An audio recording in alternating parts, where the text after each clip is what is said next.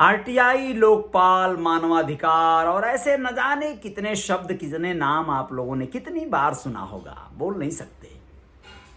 लेकिन क्या आप लोगों को पता है, कई बार कुछ एक आपके जो अधिकार हैं, जो संविधान में निहित हैं, वर्णित हैं, लेकिन मिल नहीं पाते, पूरे नहीं होते।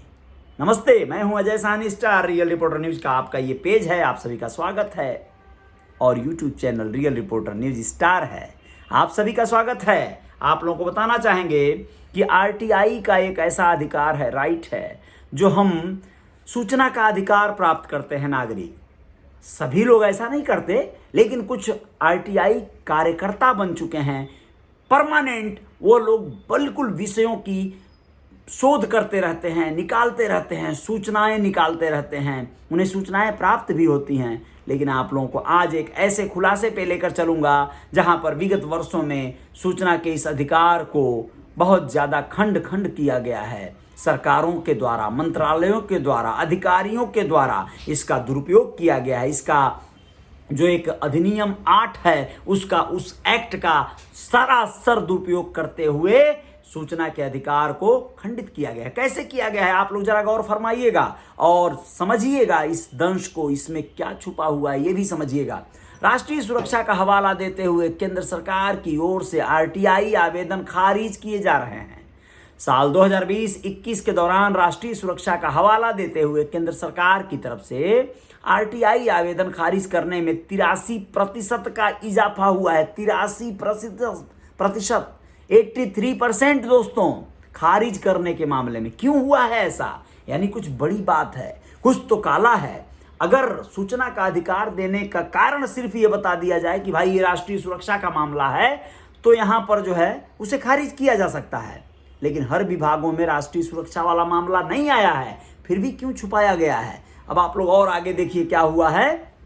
कॉमनवेल्थ ह्यूमन राइट इनिशिएटिव यानी CHRI के वेंकटेश नायक ने केंद्र सरकार के अलग अलग मंत्रालयों के तहत आने वाले 2182 से अधिक विभागों में आरटीआई आवेदन खारिज करने के कारणों का एनालिसिस किया। बता दें कि हर मंत्रालय को अपने यहाँ दायर कुल आरटीआई आवेदनों की एनुअल रिपोर्ट यानी वार्षिक रिपोर्ट केंद्रीय सूचना आयोग CEC को देनी होती है।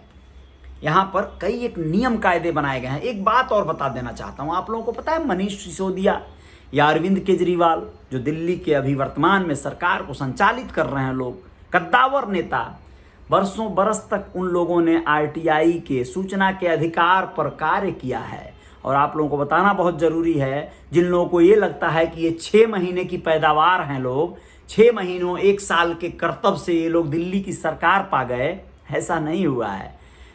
अरविंद केजरीवाल नौकरी करते थे और अच्छा खासा पे आउट लेते थे सरकार में, लेकिन उस व्यक्ति का जो समाज सेवी स्वभाव था, उसने उसे प्रेरित किया कि नहीं, बहुत बड़ा झोल चल रहा है, बहुत बड़ा घपला चल रहा है। नौकरी से रिजाइन दिया। मनीष सिसोदिया के साथ और कुछ मित्रों के साथ एक संगठन बनाया, परिवर्तन नाम का एक संस्था बनाकर, NGO बनाकर सूचना के अधिकार का यही उपयोग करते हुए उस व्यक्ति ने, उस समय एक घोटाला चलता था, राशन वितरण का कार्यक्रम जो चलता था, राशन की दुकानें चलाने वाले लोग इस तरह के घोटाले करते थे कि राशन बगैर दिए लोगों का सिग्नेचर एक रजिस्टर पर करवा लिया जाता था। राशन बंट गया समझिए, लेकिन असल में वो बंटता ही नहीं था, असल में वो फर्जीवाड़ा था और वह राशन बिक जाता था ब्लैक में। इस तरह की चीज़ें वैसे आज भी हो सकती हैं और होती हैं। बहुत सारे गांवों में आप लोगों ने सुना होगा, कोटा वाला दंश मुझे लोगों ने फ़ोन कर करके बताया है कि कोटेदार राशन नहीं बांटा, साइन करवा लिया। तो ये सारी चीज़ें हो रही थी, तो अरविंद केजरीवाल, मनीष सिसोदिया आदि ने इस पर आवाज़ उठाई, सूचना के अधिकार का रीड डायल किया, मतलब आवेदन किया। और उसके बाद जो अधिकारियों की मिली भगत थी कार्यालय से, उन्हीं राशन वाले माफियाओं को बताया गया कि भैया तुम्हारे खिलाफ कोई मांग रहा है, सूचना मांग रहा है, रिपोर्ट मांग रहा है, क्या किया जाए? तो कौन मांग रहा है पता करके इन लोगों को कितनी बार मारा गया है, पीटा गया है, इसका कोई गिनती नहीं है दोस्तों। इन लोगों को दौड़ा दौड़ा के मारा गया है। कई एक कार्यकर्ताओं को तो जलाकर मार डाले लोग जिंदा, कई लोगों की हत्या कर दिए, लाशें नहीं मिली, ये माफिया लोग। और ये माफिया सिर्फ उस राशन की दुकान और खाद्यान्न पे मत जाइएगा, ऐसे तमाम माफिया और गुंडे हैं जिनके खिलाफ कोई जांच, कोई पड़ताल, कोई गवाही करने की नौबत आती है तो बस आप रास्ते से कब उठ जाएंगे, हट जाएंगे, आपका कोई और छोर नहीं, आपकी पता भी नहीं चलेगा, आपका आगे पीछे कोई आपको खोजने वाला भी नहीं रहेगा। ऐसे हालात आते हैं दोस्तों। आप लोग बताना चाहेंगे कि बड़ा घाघ है वक्त, ये अलग बात है कि ये लोग बच गए, सुरक्षित हो गए और ये लोग किसी तरह से आज शासन सत्ता में आ गए, पावर में आ गए।